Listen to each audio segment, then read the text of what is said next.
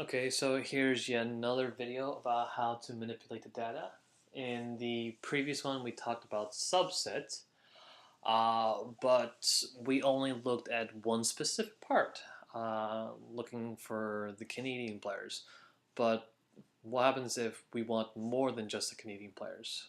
So here are two more little ways of dealing with that. So as we saw before, we've got the Canadians, Flames, and the Oilers. Now let's say that I only want the Canadians. Actually, let's say I only want the Flames and the Oilers. So Battle of Alberta. So let's say call it Alberta for now. We'll do subset. Again, the same data set they want to take the subset from. Now the conditions by which we isolate the data.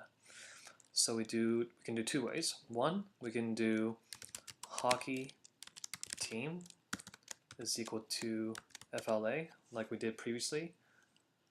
But if we put in this pipe and then hockey team equal oil, what that little pipeline does, or sorry, the vertical line here does is, as a Boolean statement, creates the OR.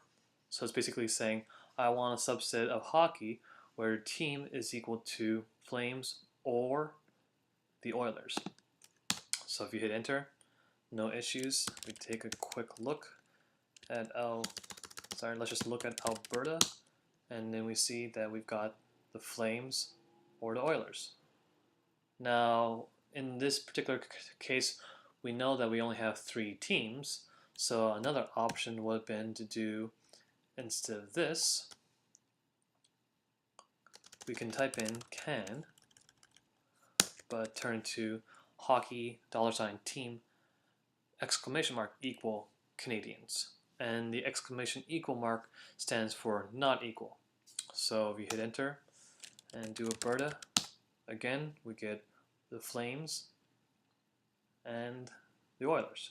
So two other methods of incorporating our functions to create subsets.